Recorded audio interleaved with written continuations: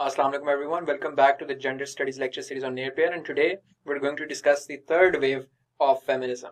So the third wave of feminism started roughly in 1990s, and there's disagreement as to whether it stopped in 2008 and we have the fourth wave ever since 2008 or not, or is it still continuing?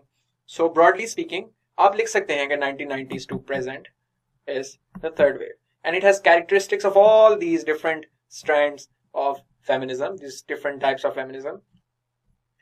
And the definition का problem इसके अंदर यही आता है कि third wave is very diverse. It's very broad with very different sets of goals. Hence, this becomes difficult to define what is the central tenet of the third wave. And the fact that it does not have that central tenet to define it, and it's so diverse and so all-inclusive, is something that is also its defining feature. This is a wonderful quotation that you should definitely use when attempting answer regarding this wave. So, लेकिन हम जब बात करते हैं वो regarding its beginning, it first started in 1991 with the Anita Hill case in 1991 and the emergence of the Riot Girl music, underground music group in the 1990s. So Anita Hill case was basically this, that she testified before the Senate Judiciary Committee कि जो Supreme Court का nominee Thomas था, he had sexually harassed her at work.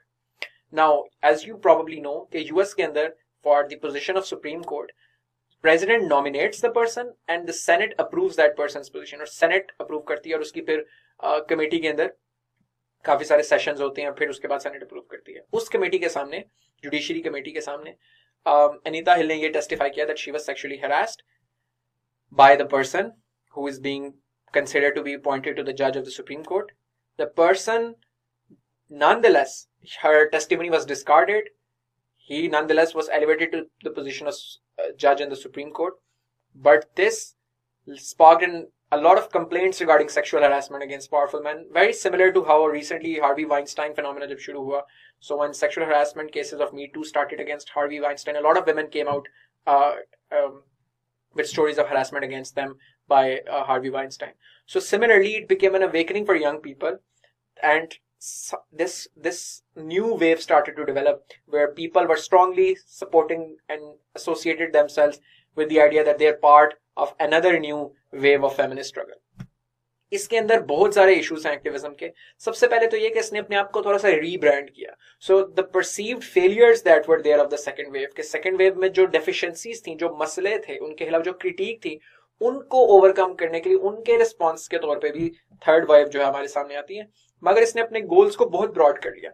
इसके अंदर queer theory, intersectionality, gender based violence, reproductive rights, pro choice activism, Hollywood feminism, gender expectations को abolishment, glass ceiling, income inequality, workplace harassment, इन सारी चीजों के ऊपर बात करना शुरू की. Intersectionality is basically the concept, जिसका मैं आपको डिस्क्रिप्शन में मजीद एडिशनल रीडिंग भी दूंगा. दिस इज द कॉन्सेप्ट के इंसान की एक आइडेंटिटी नहीं होती. A person has a multiple identities. So for instance, I am Pakistani, male, Punjabi, an engineer, a civil servant. So I have very different identities. I have ethnic identity, I have socio-economic identity, I have cultural identity, I have racial identity, I have professional identity. And all of these identities complement each other in shaping my personality and my experience in the world. Hence, the oppression is also not constant. So for instance, according to this theory, a white woman faces discrimination based on her gender of her being a woman. But a black woman faces two-pronged discrimination. One, because of her race, and second, because of her gender. So this is this concept of intersectionality, that different sources of oppression intersect each other because there are different identities of a person. इसके अलावा glass ceiling का concept ये था कि while women are allowed to work in modern world, but we have consistently seen them कि वो top leadership positions पे नहीं पहुंच पाती. So this is the leadership position, and these are good positions, and there's a glass ceiling between them. So they can see this leadership position, but they can never reach them because of an inherent bias in the system for not promoting women to the leadership positions. So consistently, even today, there are less women in leadership roles, even though they might deserve that position. तो इसके खिलाफ बात करना शुरू की गई कि ये जो एक casual, systemic, institutionalized discrimination against women for reaching the top of their professional pedestal, इसको खत्म किया जाए. और harassment became a very important issue in this regard as well.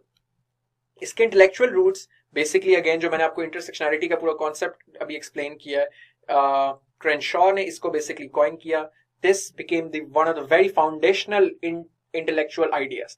This was something that catered to the critique of second wave as well, because second wave के ऊपर critique ये थी ना कि वो white oriented थी, middle class oriented थी, but because third wave focused on intersectionality, they were able to incorporate black women, transgender women, queer women, lesbian women, so women lower socioeconomic class की खातीन, poor women were also incorporated, और उनके experience को भी इसके अंदर incorporate किया गया. So that is how they rectified the problem that was with the second wave. And this third wave is very popularly known as intersectional feminism. भी इसके अंदर एक popular concept develop हो गया. Judith Butler का concept के किस तरीके से gender expectations की जाती हैं बड़ी ज़्यादा हमसे different किस्म की, और gender is basically acting in a certain fashion, जो कि हमने social construction of gender में भी discuss किया था. That is also very important in defining what third wave feminism would be. Then there were aesthetic roots to this, and this is very interesting. So third wave feminism was also very popularly inspired not just from intellectual literature but from pop culture as well.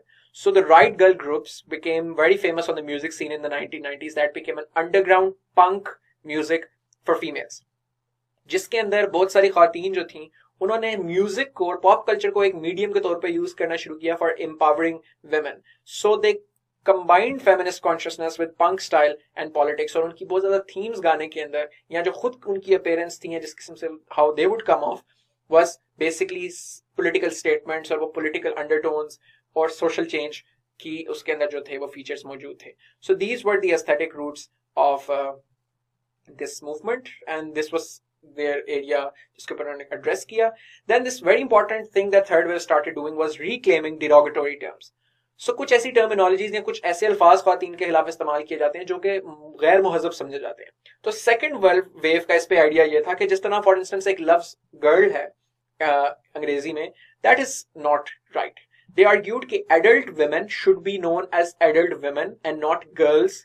तो when you refer to adult women as girls, this means that you are reducing them their intellectual abilities, के they are not fully capable as men are. So hence they argued कि there should be no more college going girls but college women learning alongside college men. तो जिस तरह हम adult मर्दों को men कहते हैं उसी तरह हमें adult ख्वातीन को women कहना चाहिए. This was what second wave argued. Third wavers were like, it's okay, call us whatever, we liked being called girls, and they tried to make that word and reclaim and redefine that word to sound it more threatening and empowering, hence the word girl with a roar in it. And they went on to embrace all kinds of ideas and language and aesthetics that second wave had rejected. So second wave ने for instance जिन तमाम चीजों को reject कर दिया, makeup, high heels, feminine outlook, girliness, इन सब चीजों को third wave ने embrace किया. And third wavers were like, why should we not do what we like? So they were like, we're going to redefine it, and we're going to do everything that we like, and we're not going to let the society use it against us. So while second wave thought that these things are inherently wrong because ये patriarchy ने construct किए हैं, third wavers were like, we need to make it, redefine it in a way कि हम ये अपनी मर्जी से करेंगे भी और उसके ऊपर हमें जज भी नहीं किया जाएगा. So this was a lot inspired by post-structuralists, which is part of the larger philosophy and literature के अंदर use होता है, which argue कि words के कोई inherent मतलब नहीं होते, ये artificially construct होते हैं use के साथ. So हमने किसी word का अच्छा मतलब assume कर लिया है, कुछ का बुरा. तो इसीलिए अगर एक वर्ड को डिफरेंट कॉन्टेक्स्ट में आहिस्ता आहिस्ता यूज किया जाए और उसको नॉर्मलाइज किया जाए तो उसके अंदर से वो नेगेटिव चीज चेंज की जा सकती है. हेंस थर्ड वेवर्स ने खुद इसीलिए the word girl was used in a fashion के जो रीडिफाइन उसकी वजह से उसके अंदर हो जाए. तो an example of this is that they try to deal with slut shaming by using the word slut in a way, in a connotation of being attractive, so that वो जो negative connotation है इस लफ्ज के साथ वो आहिस्ता आहिस्ता खत्म हो जाए. So we'll continue with this lecture, with this discussion in the next lecture. I'll see you guys next time. So continuing the discussion where we left last time, तो ये issues थे जो feminist movement third wave की जो थी वो focus कर रही थी. So for instance, this was the famous Riot Girl group. उनका रैशनल ये था कि they were basically embracing all the things that came to the feminist backlash of the 1980s. कि जो क्रिटिक थी सेकंड वेवर्स के ऊपर of being unfeminine and shrill and hairy and that no man would want them, उन्होंने उस critic को address किया. They were basically said that why should we reject girliness, that there are a lot of things that are prevalent in society, but that doesn't mean that they are bad. So for instance, being girly or being feminine, choosing to wear heels, choosing to do makeup is not wrong. तो second wave की नजर में they were wrong because ये patriarchy ने construct किया है high heels makeup ताकि औरतें उनकी मर्दों की आंखों को अच्छी लगें. So second weavers disdained them, but third waivers were like, if we like it and if we feel good about it, this is not inherently less valuable than anything else. So they basically said that it's pointless to punish women for something that brought them pleasure. Hence their focus was on pro-choice, and pro-choice feminism also became very popular. Their argument was that choice is most important. For second waivers, decision was important.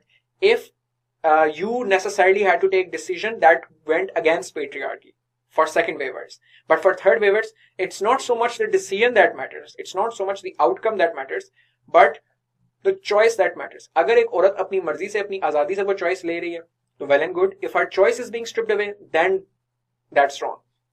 So वो समझते थे कि choice is what defines agency और autonomy और आजादी को define करते हैं. और objectification का concept ही ये है कि आप अब किसी को objectify तब करते हो जब आप उसको choice नहीं देते, उसको आजादी नहीं देते, उसकी autonomy उससे ले लेते हो. So it is the choice that matters. Because of this, women from different ethnic, linguistic, cultural, socioeconomic backgrounds were easily incorporated within the third wave because they had different experiences. Based on different experiences, they had different life choices, and all were equally incorporated within this system. इसका एक बहुत important, for instance, theory बन सकती है.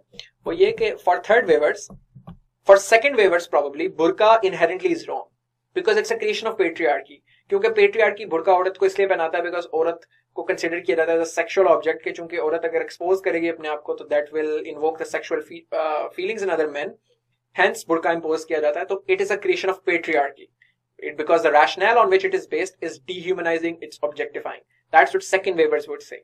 But third waivers would say that अगर एक औरत बुर्का पहनना चाहती है, if she wants to wear it and you force her not to wear this, then that's objectification as well. And contrarily, अगर एक औरत बुर्का नहीं पहनना चाहती और आप उसे जबरदस्ती तब पहनाते हैं, then that's objectification as well. It is again the choice and acceptance and recognition of the choice that matters. When it comes to success of the third wave, we need to understand that it was more cultural than structural or legal. तो cultural notions और paradigms बहुत change किए third wave ने. They do not have any major legislative change to their credit, such as Roe versus Wade, but that they change the culture society ka that important and matters. And depending upon how you count the waves, the modern Me Too movement, for instance, could be one of the very important characteristics that third wave have generated. But some people argue that the start of Me Too movement and Time's Up and digital advocacy, this has generated a completely new wave, the fourth wave, which has started from 2008. And we've seen that how there have been resurgence in march and protest on part of women and digital activism, which some argue has launched completely new wave known as the fourth wave. If we want to peg its beginning, this can be attributed to the rise of Facebook, Twitter and YouTube when they became increasingly entrenched in the social fabric of the society, and जब online feminist blogs, Jezebel and feministing popular होना शुरू हो गए. And like all feminist movement, it's not monolithic. इसके अंदर fourth waves के अंदर लेकिन जो essential characteristics हैं, that it accepts queer people, it is sex positive, it's accepting your sexuality, lesbians, gays, bisexual, trans, LGBTQ plus लोगों की acceptance, trans inclusive, body positive and digitally driven. These are some of the features of this wave. However, in exam चूंकि हमें syllabus में सिर्फ 3 waves दी हुई हैं, and there's also disagreement in academics as well कि whether we actually have a fourth wave or not. So obviously you can mention that some argue that this is the fourth wave. जब भी third wave पे सवाल आएगा तो आप उसके अंदर फोर्थ वेव का आइडिया कॉइन कर सकते हैं, and you need to package that with a paragraph जो ये लिखेगा जिसके अंदर आप समझाएंगे कि some argue that it's still the third wave, some argue that it's still the fourth wave, but it's a very stark difference between the third wave and the fourth wave and the second wave, कि जिसके अंदर आप लोगों ने ये difference argue कर सकते हैं कि कैसे डिजिटली ड्रिवन है me too movement and times of movement, कैसे इसके अंदर बहुत इंपॉर्टेंट रोल प्ले करते हैं. So these are the further readings that you can do regarding the third wave, and that's all from today. From my side, I'll see you.